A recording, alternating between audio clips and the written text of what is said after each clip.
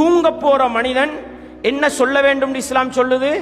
அல்லாஹும்ம பிஸ்மிக அமூது வ அஹ்யா. இதன் அர்த்தம் என்னங்க?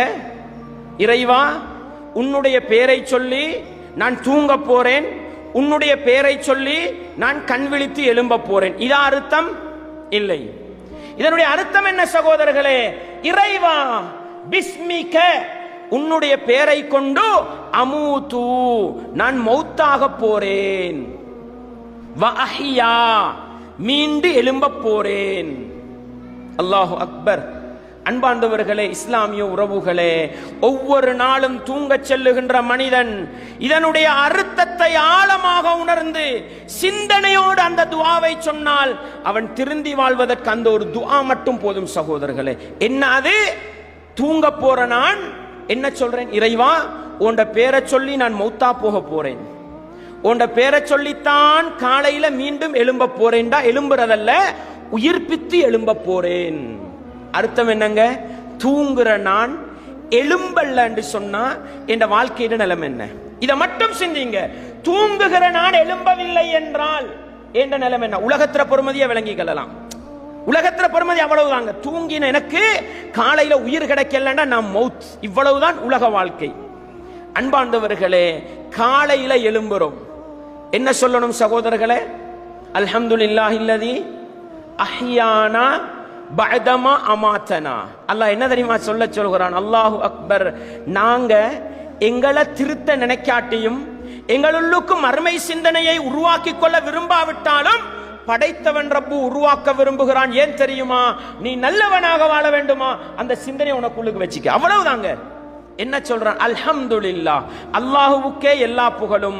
அல்லதி அஹ்யானா பஅதமா அமாத்தனா, எங்களை மரணிக்க செய்துவிட்டு மீண்டும் வாழச் செய்த அல்லாஹுவுக்கே எல்லா புகழும். இதான் அர்த்தமுங்க. அன்பாண்டவர்களே, இஸ்லாமிய உறவுகளே, இப்ப இரவையில தூங்கக்கொள்ள என்ன சந்தேகம்? தூங்குற நான் காலையில எழும்புவேனா? அப்படித்தானே சந்தேகம். அப்ப தூங்க போற நான் அட ஏண்ட உலகம் இன்றையோட முடிஞ்சிருமோன்ற அளவுக்கு உறுதி இல்லாததுதான் உலக வாழ்க்கை. உலகத்துல பொறுமதி விளங்கிட்டா இல்லையா?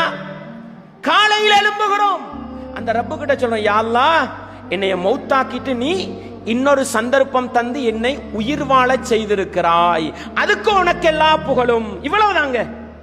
இந்த புகழை நானும் நீங்களும் விளங்கி கொண்டு இந்த உலகத்தில் எப்படிங்க வாழணும்? என்ற ரப்பு இன்னொரு நாள் வாழ்க்கையை எனக்கு தந்திருக்கிறான். அதனால என்ன தெரியுமா சொல்றோம்? அடுத்த துண்டங்க, வ இலைஹின் நுஷூர். என்ன தெரியுமா சொல்றோம்? நான் திரும்பி போற இடம் அந்த அல்லாஹுவின் பக்கம்தான். வாழ்க்கையை ஆரம்பிக்கிறோமுங்க. ஒவ்வொரு நாளும் காலையை ஆரம்பிக்கிற நேரம் என்ன உணர்வு வர வேண்டும் தெரியுமா? இந்த கல்லா எனக்கு வாழ்க்கையை ஒரு நாளைக்கு தந்திருக்கிறான், நான் திரும்பி போற இடம் அந்த ரப்பின் பக்கம்தான். அது திரும்பி போற நேரம் 8 மணி ஆகி கேளும், திரும்பி போற நேரம் 10 மணி ஆகி கேளும், திரும்பி போற நேரம் அசருடைய நேரம் ஆகி கேளும், திரும்பி போற நேரம் படுக்கைக்கு போறதுக்கு முன்னால் ஆகி கேளும். ஏழுமா இல்லதா? அன்பாண்டவர்களே, நான் உலகத்துக்கு வாழ வந்தவன் அல்ல, என்ற ரப்பு இன்னொரு நாள் அவகாசம் தந்து உலகத்துக்கு அனுப்பி இருக்கிறான். வ இலைஹின் நுஷூர், அந்த ரப்பின் பக்கம் தான் நான் திரும்பி போகவிருக்கிறேன் என்ற அந்த சிந்தனையை மாத்திரம் கெஷியர் மேசையிலே அமருகிற பொழுது வைத்துக் கொண்டு அமர்ந்தால் வட்டி எடுப்போமா? லஞ்சம் கொடுப்போமா? இன்னப்புற அநியாயங்களை செய்வோமா? செய்ய மாட்டோம் சகோதரர்கள், நிச்சயமாக செய்ய மாட்டோம்.